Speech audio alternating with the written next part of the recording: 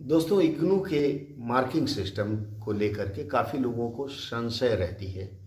संशय इसलिए कि जब आप ग्रेड कार्ड देखते हैं तो उसमें पता चलता है कि असाइनमेंट के भी 100 नंबर मिले हैं और लिखित परीक्षा के भी 100 नंबर मिले हैं। पर बाद में जब आपके पास अंक तालिका अर्थात मार्कशीट आती है तो आपको पता चलता है कि इसमें तो कुछ और ही माजरा है। आज का यह सत्र उसी को समर्पित है। आज मैं आपको बताने जा रहा हूँ कि इसमें अंकों का कैलकुलेशन कैसे करते हैं और अंतिम परिणाम कैसे आता है। देखिए, सबसे पहले समझने की बात यह है कि आपको असाइनमेंट में से 30% वेटेज दिया जा रहा है। भले ही वो 100 नंबर के हिसाब से आपको अंक देते हैं, लेकिन उसमें से आपको मिलता है सिर्फ 30%। और इसी तरह से जो लिखित परीक्षा है उसमें 100 में से आपको 70% के हिसाब से मिलता है।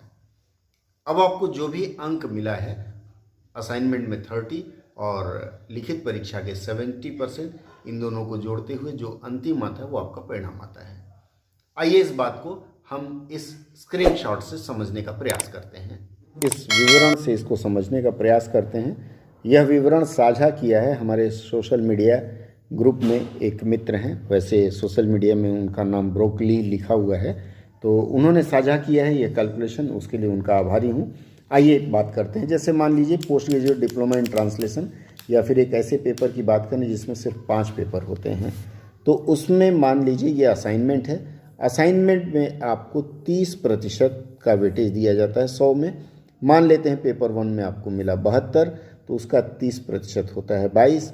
इसी तरह से अगर 79 मिलता है तो फिर 30% 24 होगा, और अगर 80 मिला हुआ है तो ये भी 24 आएगा, और 84 मिला हुआ है तो 25 आएगा। इन चारों को जोड़ लीजिए, ये आपका हो गया असाइनमेंट का अंक।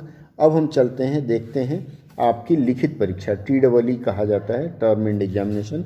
इसमें जो मिला हुआ है उसका देखते हैं। इसमें क्या है, 100 में आपको 70 का वेटेज दिया जाता है। अर्थात अगर आपको 63 नंबर मिला है तो आपका 44 होगा। अगर आपको 72 नंबर मिला है तो वो 50 आता है।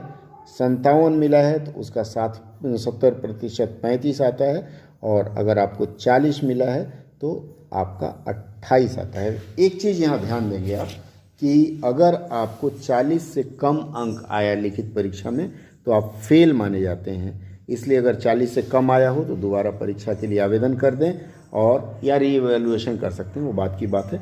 इस आधार पर अगर आप देखेंगे तो PGDT 1, 2, 3, 4, 5 ये कुल अंक असाइनमेंट और टर्म एंड एग्जामिनेशन का मिल करके 66, 74, 59, 53, 62 आता है। अर्थात कुल हुआ 314 अंक। 500 में से 314 अगर इसे विभाजित करेंगे तो ये आता है 62.80, अर्थात 63% के आसपास आपका अंक होगा। आप इस फॉर्मूले से अपने अंकों की गणना कर सकते हैं और आप पता कर सकते हैं कि आपको कितना अंक मिला।